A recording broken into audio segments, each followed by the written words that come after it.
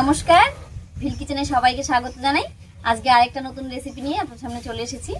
এখন গরমের দিন, তো শুক্তো খেতে কিন্তু আমাদের সবারই ভালো লাগে। আজকে আমি শুক্তোই রান্না করব, তবে লাউ দিয়ে। আপনারা সঙ্গে থাকুন, আশা করছি আপনাদের খুব ভালো লাগবে। শুক্তো করার জন্য এখানে দেখুন লাউ নিয়েছি, আর লাউয়ের অর্ধেকটা কালকে আমি মাছের মাথা দিয়ে ঘন্ট করেছিলাম, আর একটু দিয়ে আজকে শুক্তোটা করবো। আর সঙ্গে নিয়েছি উচ্ছে, আর নিয়েছি কয়েকটা ডালের বড়ি। তো প্রথমে লাউটা কেটে নিচ্ছি। আজকে রান্নার জন্য বেশি লাগবে না, অল্পই লাগবে, আমি অল্প করে কেটে নিচ্ছি।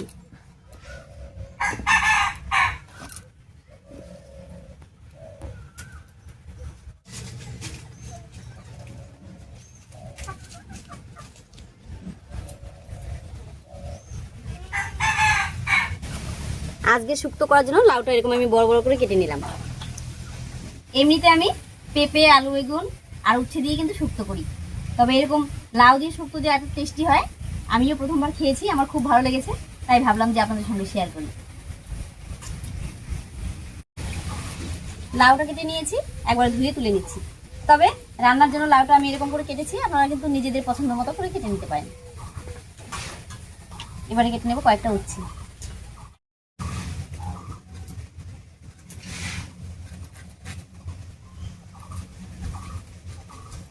উচ্ছের ভেতরে যে শক্ত বীজগুলো আছে সেগুলো কিন্তু আমি ফেলে দিচ্ছি।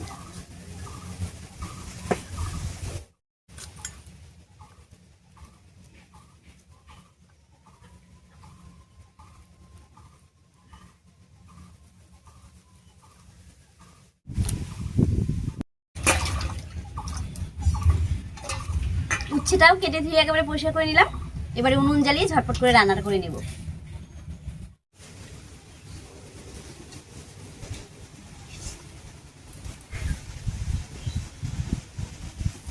উনুন জ্বালিয়ে কড়াই বসিয়ে দিয়েছি। এবারে শুকনো খোলায় একটুখানি মশলা ভেজে নামিয়ে নিচ্ছি।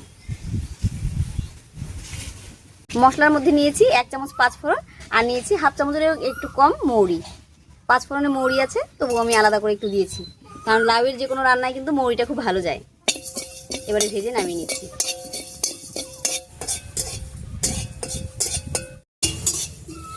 পাঁচফোড়নটা ভেজে নিয়েছি, এবারে নামিয়ে নিচ্ছি।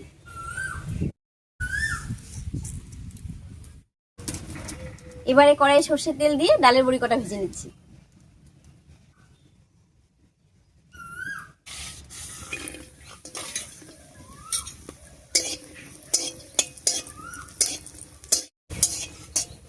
ডালের বড়িগুলো বেশ লাল লাল করে ভেজে নিয়েছি, একবার নামিয়ে নিচ্ছি।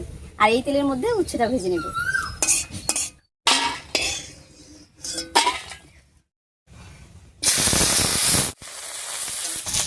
উচ্ছেটা দিয়ে একটু নাড়িয়ে নিয়েছি।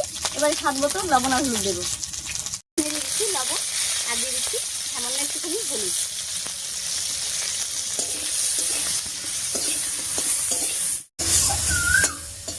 উচ্ছের উপরে হলুদ লবণ দিয়ে খুব ভালো করে মিশিয়ে নিয়েছি।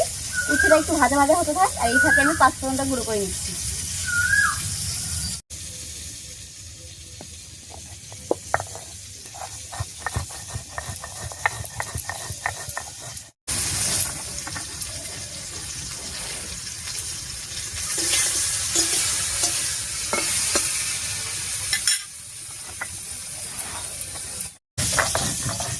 পাঁচফোড়ন আর মৌরিটা গুঁড়ো করা হয়ে গেছে, একবার নামিয়ে নিচ্ছি।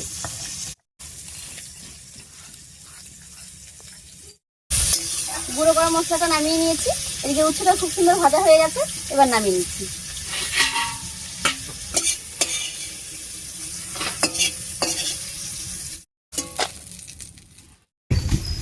উচ্ছে ভাজা তেলের মধ্যে আরো একটু তেল দিয়েছি ফোড়নের জন্য।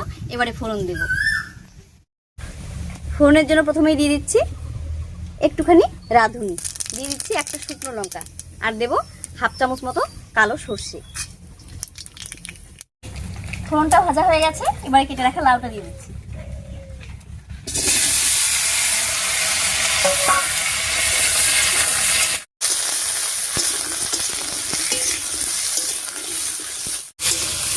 ফোড়নের উপরে লাউটা দিয়ে নাড়িয়ে নিয়েছি। এবারে স্বাদ মতো লবণ দেবো, আর লবণ দিয়ে ঢাকা দিয়ে বেশ কিছুক্ষণ রান্না করে নেব। উপরে দিয়ে দিচ্ছি স্বাদ মতো লবণ। এবারে খুব ভালো করে মিশিয়ে নেব।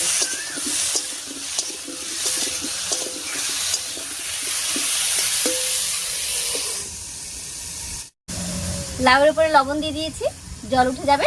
এখন ঢাকা দিয়ে রান্না হতে থাক, এই ফাঁকে বাকি সব মশলাগুলো করে নিচ্ছি। তার মধ্যে নিয়েছি 1 টুকরো আদা আর নিয়েছি 1-1.5 চামচ মতো পোস্ত, একসঙ্গে করে বেটে নেব।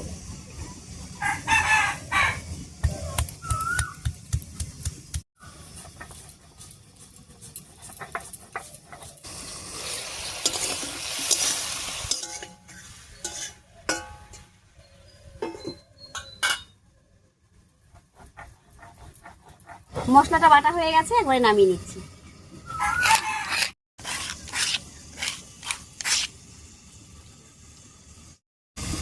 এদিকে লাউটা ঢাকা দিয়ে বেশ কিছুক্ষণ রান্না হয়ে গেছে, এবারে ঢাকাটা তুলে নিচ্ছি। ঢাকা দিয়ে রান্না করা দেখুন লাউ থেকে কত জল বেরিয়েছে, আর লাউটা কিন্তু একেবারে সেদ্ধ হয়ে গেছে। এবার এর মধ্যে দিয়ে দিচ্ছি আদা আর পোস্ত বাটা।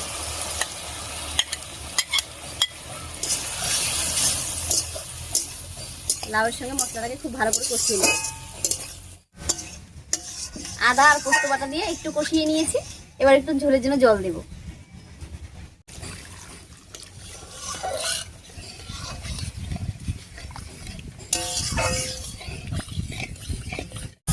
এবারে জলটা ফুটে ওঠা পর্যন্ত রান্না করে নেব।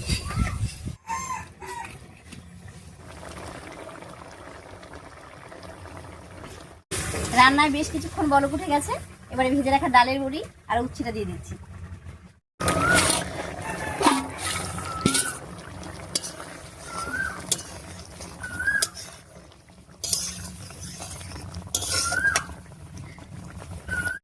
উচ্ছে আর ডালের বড়ি দিয়ে একটু রান্না করে নিয়েছি, আর উচ্ছেটা আগে থেকে ভাজা ছিল তাই বেশি রান্না করতে হবে না। আর যে কোনো রান্নায় উচ্ছেটা যদি দেওয়ার পর ঢাকা দেওয়া হয় তাহলে কিন্তু সেই রান্নাটা তেতো হয়, আর উচ্ছেটা এরকম ভেজে নিয়ে শেষের দিকে দিলে রান্নাটা তেতেও হয় না, খেতেও ভালো লাগে। এবার এর মধ্যে দিয়ে দিচ্ছি কয়েকটা গোটা কাঁচা লঙ্কা। কাঁচা লঙ্কাটা দেওয়াতে কাঁচা লঙ্কার গন্ধটা রান্নায় থাকবে, কিন্তু ঝাল হবে না। এবার এর মধ্যে দেব 5 ফোড়নের আর মৌরির গুঁড়োটা। রান্না প্রায় হয়েই গেছে, সব শেষে 1 চামচ ঘি দিয়ে নামিয়ে নেব। রান্নাটা একেবারে হয়ে গেছে, এবার 1 চামচ ঘি ছড়িয়ে নামিয়ে নিচ্ছি।